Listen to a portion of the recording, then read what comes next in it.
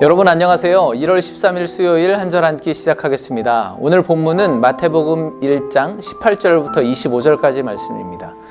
오늘 본문은 우리가 너무 잘 아는 말씀입니다. 예수님의 탄생에 관한 이야기이죠. 누가복음과 함께 성탄절이 되면 꼭 한 번은 설교로 들어보는 말씀입니다.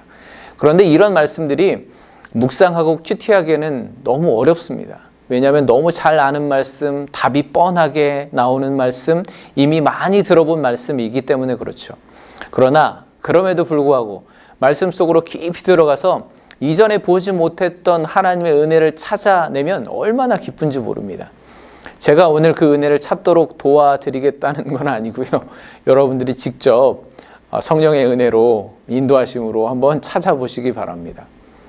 네, 보통 우리가 이 예수님의 탄생에 관한 이 성경 말씀을 읽을 때 마리아에게 더 집중하나요? 요셉에게 더 집중하나요? 일반적으로 마리아에게 더 집중합니다. 카톨릭은 유난히 더 그렇죠. 그런데 오늘 말씀을 잘 읽어보면 마리아가 아니라 요셉에게 집중한 것을 볼 수가 있습니다. 그 말이, 그 의미가 무엇일까요? 이 말씀은 요셉의 입장에서 봐야 제대로 이해되는, 묵상되어지는 말씀이라는 것이죠. 그러면 오늘 말씀을 요셉의 입장에서 한번 보도록 하겠습니다. 18절과 19절입니다.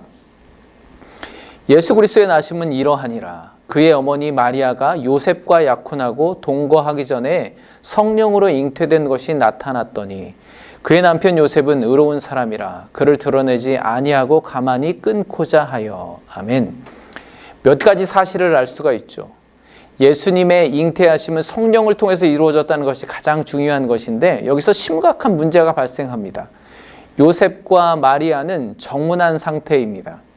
유대의 관습상 정혼한 것은 결혼을 하지 않았을 뿐이지 이미 혼인한 부부 관계와 마찬가지입니다. 그런데 요셉은 약혼자인 마리아가 혼 전에 임신한 사실을 알게 되죠.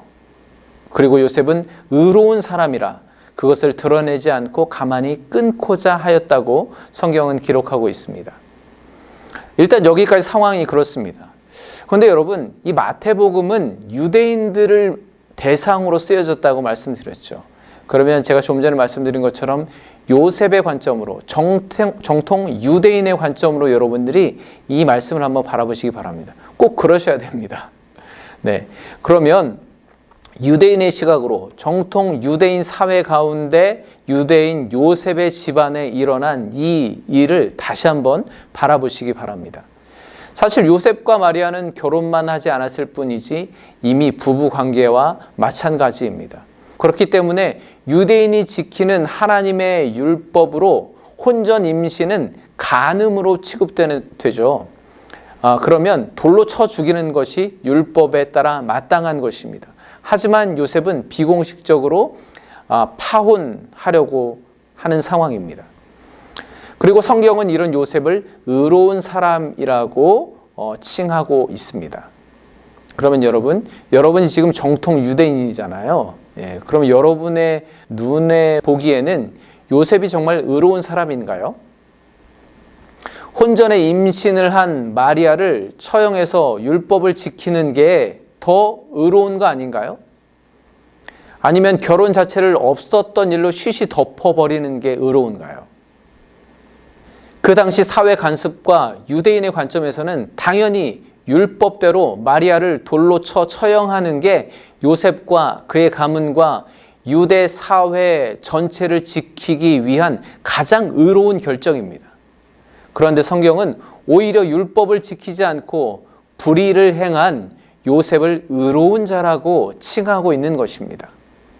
여러분, 이게 바로 마태복음 전체에 흐르는 하나님의 의입니다. 앞으로 마태복음에는 그 유대 사회 속에서 율법의 의를 지키려는 종교 정치 지도자들, 기득권 세력들과 하나님의 의와 천국을 전하는 예수님과의 끝없는 갈등 구도가 그려지게 됩니다. 마태복음을 통해서 예수님의 제자 마태가 그리고 있는 예수님은 어떤 모습일까요? 예수님은 이 땅 가운데 메시아로 오셨고 공의와 정의의 왕으로 오셨지만 하나님의 백성들은 그를 철저하게 배척하고 있음이 아주 신랄하게 그려지고 있습니다. 바울이 지적하는 것처럼 유대인들이 스스로 의롭다 여기는 천국 백성이라고 자부하는 것은 오직 율법을 지키는 것 때문이었거든요. 그런데 예수님은 그 태어나심 자체가 율법적이지 않았습니다. 불의한 상황 가운데 나신 거죠. 공생의 사역 내내 율법을 통해 권력을 쥐고 있는 기득권 세력들과 맞서셨고 그들을 회칠한 무덤이요 독사의 자식들이라고 저주하시기까지 했습니다. 그런데 참 아이러니한 것은 유다의 의와 율법에 맞서시는 예수님께서 스스로 자신이 율법을 완성하고 성취하기 위해서 오셨다고 말씀하시는 거죠. 그럼 예수님이 성취하신 완전한 의와 율법은 무엇일까요? 바로 사랑입니다. 하나님이 세상을 이처럼 사랑하사 독생자를 주셨으니 주님은 이 세상의 의와 율법으로는 이해되지 않는 하나님의 사랑으로 이 땅 가운데 오신 것입니다. 여러분, 우리가 생각하는 의로움이라는 것이 아주 많은 경우에 하나님의 사랑과 부딪히고 모순되는 경우가 있습니다. 하나님의 사랑을 실천하기 위해서 우리가 지켜오던 관습과 의로움을 완전히 깨트려야 될 경우가 발생한다는 것이죠. 오늘 본문에서는 바로 요셉이 그렇게 유대인의 의와 율법을 완전히 깨트리면서 하나님의 사랑에 순종했던 자였음을, 그래서 그가 하나님께 의롭다 칭함을 받았던 자였음을 증거하고 있는 것입니다. 어쩌면 마태복음은 나도 모르게 하나님의 사랑에 맞서서 나의 의를 포기하지 못하고 고집부리고 있는 우리 자신의 모습을 돌아보게 하는지도 모르겠습니다. 네, 앞으로 마태복음을 묵상하실 때 이러한 유다 사회의 상황과 나의 상황을 잘 비추어서 말씀 속으로 들어가서 보시다 보면 마태가 그리고 있는 예수님의 모습을 더욱더 명확하게 보실 수 있을 것 같습니다. 네, 오늘은 큐티 나눔이 아니라 성경 공부하는 것처럼 그렇게 진행하고 있는 것 같은데요. 정작 오늘 나눌 말씀은 23절 말씀입니다. 보라, 처녀가 잉태하여 아들을 낳을 것이요 그의 이름은 임마누엘이라 하리라 하셨으니 이를 번역한즉 하나님이 우리와 함께 계시다 함이라. 아멘. 아이를 잉태한 마리아를 데려오기를 무서워하는 요셉에게 하나님께서 천사를 통해서 말씀해 주신 내용이죠. 앞에 말씀을 보면 이 모든 일이 된 것은 주께서 선지자로 하신 말씀을 이루기 위한 것이라고 기록하고 있습니다. 예수님이 이 땅에 임마누엘로 오신 것은 그 옛날 이사야 선지자를 통해서 약속하신 것을 예수님을 통해서 이루어 주시겠다는 약속의 성취이죠.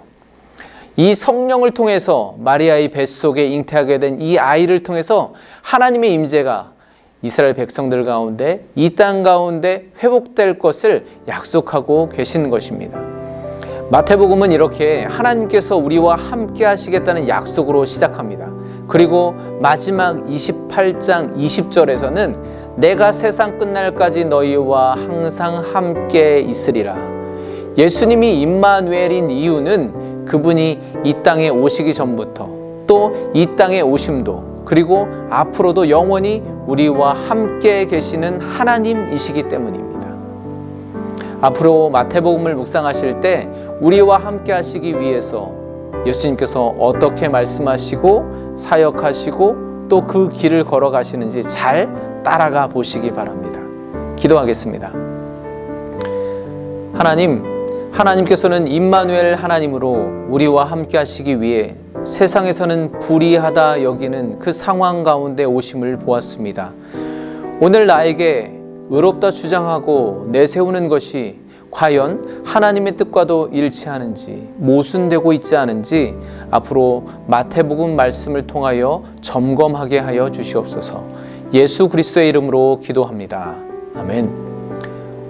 네, 오늘은 마리아의 뱃속에 계신 예수님을 잠깐 보았는데요. 내일은 세상으로 나오신 예수님을 만나 뵙도록 하겠습니다. 평안하십시오. 감사합니다.